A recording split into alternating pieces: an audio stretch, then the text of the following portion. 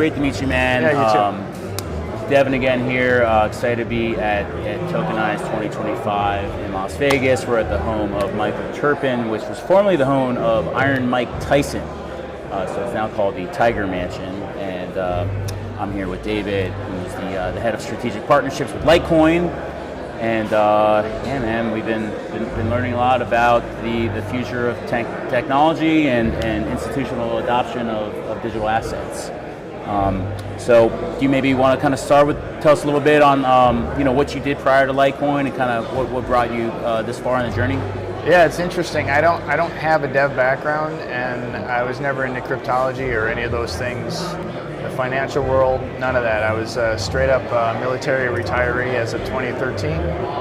And then I went in and I started working for the state of Wisconsin, doing HR for all of their probation and parole offices in the state.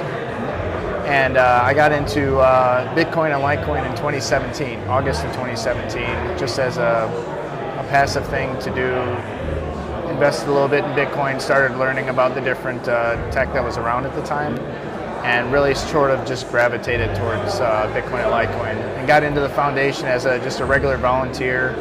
Wasn't quite sure what I was going to even do to contribute, but kind of found my niche setting up their first Litecoin conference in 2018, and then just came on board as a project manager and morphed into what it is today.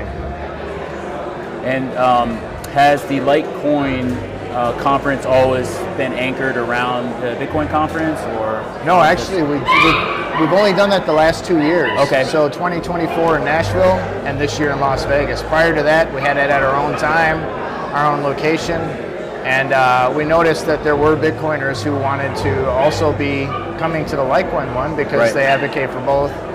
Plus, we also thought we could probably reach a larger audience, so we experimented with it last year.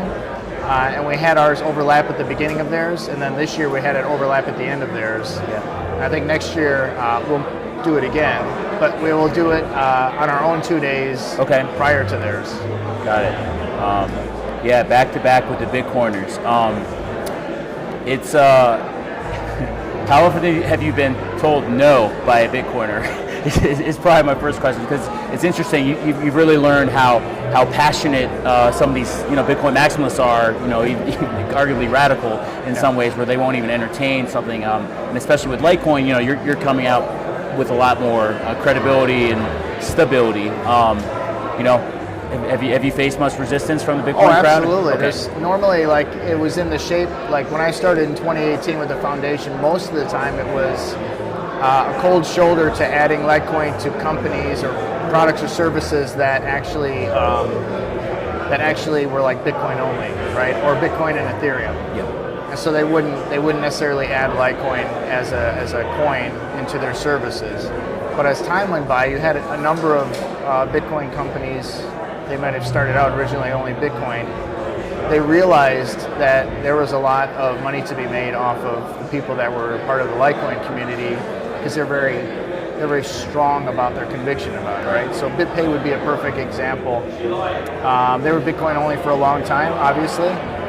Then they added Ethereum, and then they had this epiphany moment where they added Dogecoin, and their services spiked for a while. And so then we talked to them at the Bitcoin conference in 2021 in Miami, and convinced them to add Litecoin. And now for the last 2 years, basically, we've outpaced everybody on the amount of payments and rewards. Yeah, and we're going to see more and more of that cross-pollination between the different communities. And it's not just in crypto, but you're seeing it, in other industries where it's a big pie to share. The merit and the kindness is wins. So let's get those groups together. Yeah, that's cool to see. I guess so. Back in Vegas next year, right? Back to Vegas next year, I guess it's most likely. announced. Okay.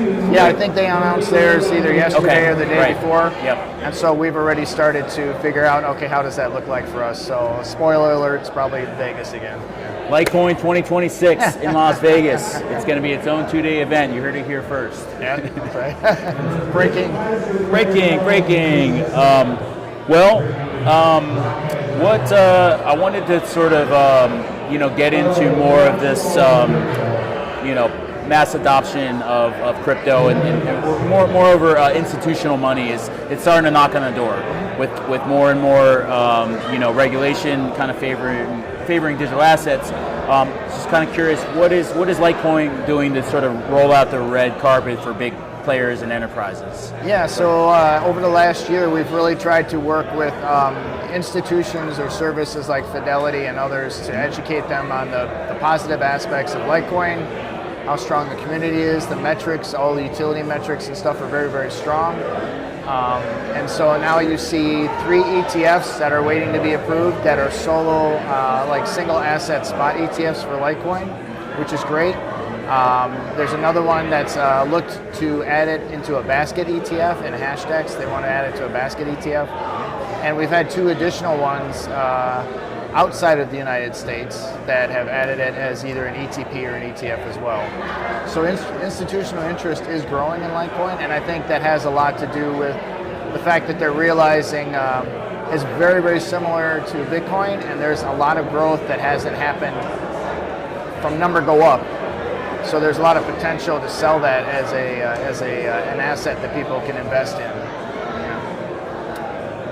Yeah, and beyond the institutional adoption, I mean, we're going to hit a point, and it's probably going to be a few years till true mass adoption starts to kick in. I think one of the key pieces that has to be in place is really packaging of the technology so that the end user isn't really aware they're using it. Has Litecoin introduced any interesting utilities whereby it's in place? It could be with entertainment or media distribution on NFT space. Is there something that you can share?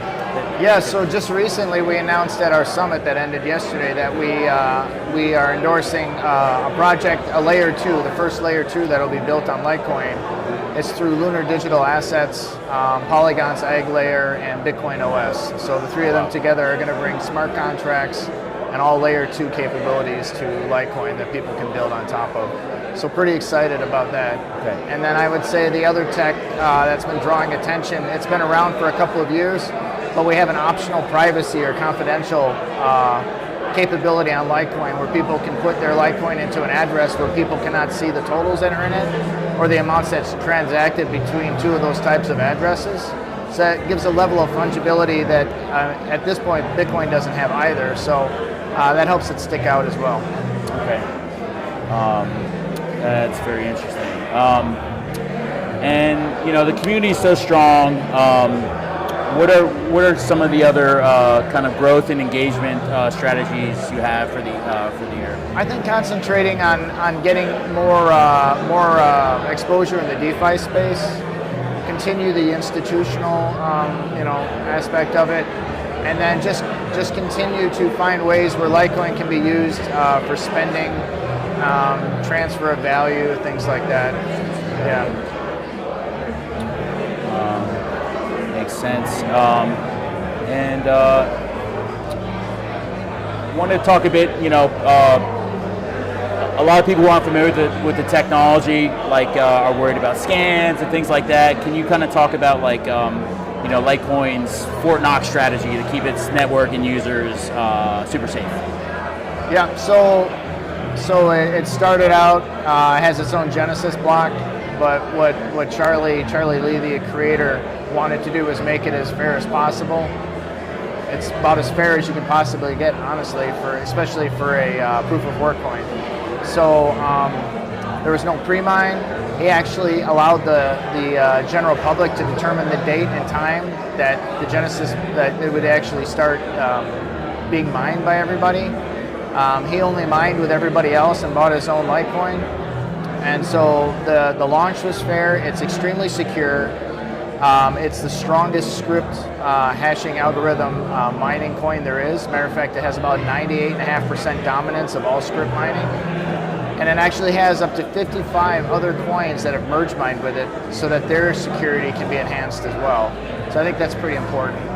And then I would say the other thing is that in October, it'll be 14 years since it was created or started, and it's never gone down. It's 100% uptime. Like literally no other crypto can say it that for 14 years that it's been up, even Bitcoin had a couple of times Okay. where they had some burps where they had to go ahead and reset it, or it was down for a second. So The Bitcoin maxis don't talk about that though. No, they don't. No, Never no. been hacked. You know, you, have most some powerful. good, you do have some good ones. They'll acknowledge things because that's the only way that you can improve, right? Right. But you do have some where it's like you can't have a flaw. There can't be anything that's ever happened, right? Right. So yeah. Yeah, interesting. So we're here at BitAngels and Tokenize. We just heard a few startups talk. What can founders and builders, where can they go to find out more about Litecoin? And are you offering any grants or things that people can participate in? Yeah, so for Litecoin itself, they can go to litecoin.com. If they want to start getting involved in the layer 2 that's being built on Litecoin, that would be litecoinvm.com. Okay, litecoinvm.com. Amazing. And any kind of last things you want to share about Litecoin to wrap up? I think the idea that just based off of price, something is alive or dead is market cap can be manipulated pretty easily. So I would encourage people to go to something like Into the Block or some other explorer that researches all the different metrics that are used on something, and go ahead and look up Litecoin, and you'll see that all of the growth is exponential over the last however many years. I mean, even hash rate alone is like going up the side of a building. So right, and also maybe just one other kind of like last question is. Could you talk about all the like major platforms where where Litecoin's exchanged and accessible? Yeah, absolutely. So Litecoin is on every single major exchange in the world. So Binance, Coinbase, Kraken, any of them that you think of, they're actually in there. It's actually the second most used or purchased cryptocurrency via ATMs. Yeah, so a lot of people don't know that either, but right behind Bitcoin. And I would say you can find it in basically every single major wallet that exists as well. Yeah, Robinhood, saw it All of there. them, I mean, yeah. you're getting Venmo, so you're getting a lot of retail adoption already. Absolutely, yeah. And Very hopefully liquid. more Bitcoiners diversifying their portfolio a little bit because they go up and down at different times sometimes. They're not all each other. Yeah. Awesome. Well, thank you so much, David, with Litecoin. Thank you. Really appreciate your Appreciate time. coming on. Look forward to coming back for Litecoin 2026 in Las Vegas. Sounds good, Las Vegas. All right.